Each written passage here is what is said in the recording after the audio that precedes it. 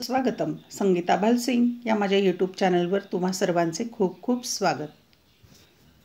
क्रांतिज्योती सावित्रीबाई फुले जयंती महिला शिक्षण दिन म्हणून साजरी करण्याबाबतचा हा GR आहे किंवा परिपत्रक आहे. ती माहिती आपण घेऊया. महिला शिक्षण दिन साजरा करण्याबाबत महाराष्ट्र शासन शालेय शिक्षण व क्रीडा विभागाच्या मार्फत हे परिपत्रक आहे. क्रमांक आहे त्याचा.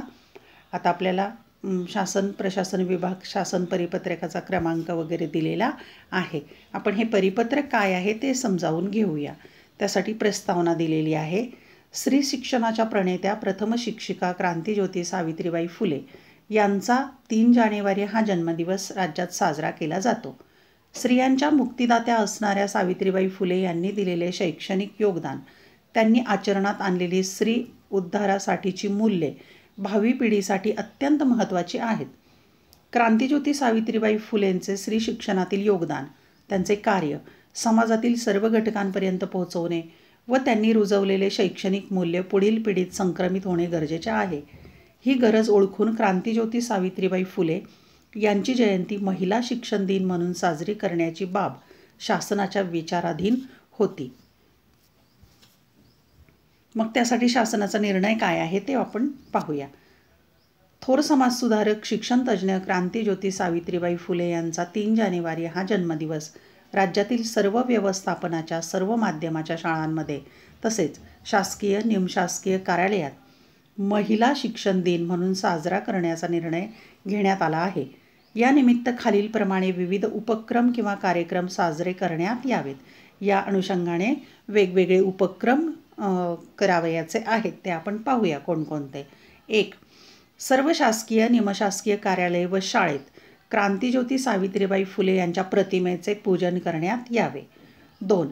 क्रांतिज्योती सावित्रीबाई फुले यांच्या जयंतीनिमित्ताने प्रत्येक विद्यार्थी शिक्षक यांनी त्यांच्या कार्याविषयी एक पुस्तक वाचण्याचा संकल्प करावा. 3. क्रांतिज्योती सावित्रीबाई फुले यांच्या कार्यावर आधारित व्याख्यानांचे आयोजन करावे. 4. विद्यार्थ्यांचे गट करून क्रांतिज्योती सावित्रीबाई फुले यांच्याविषयी चर्चासत्र घेण्यात यावेत. 5.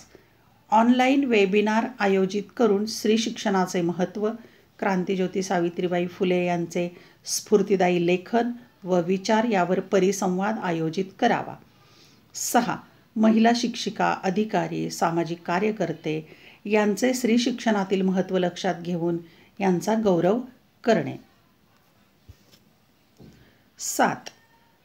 क्रांतिज्योती सावित्रीबाई फुले यांच्या जीवनातील घडलेल्या विविध घटनांवर आधारित पथनाट्य, एकपात्री नाटक यांचे आयोजन करणे. 8.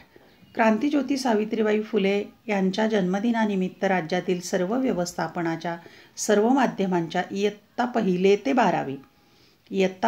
12वी मधील सर्व विद्यार्थ्यांनी भाषण किंवा वक्तृत्व स्पर्धा, निबंधलेखन, परिसंवाद, एकांकिका यासारखे कार्यक्रम स्तरनिहाय किंवा गटनिहाय राबविण्यात यावेत.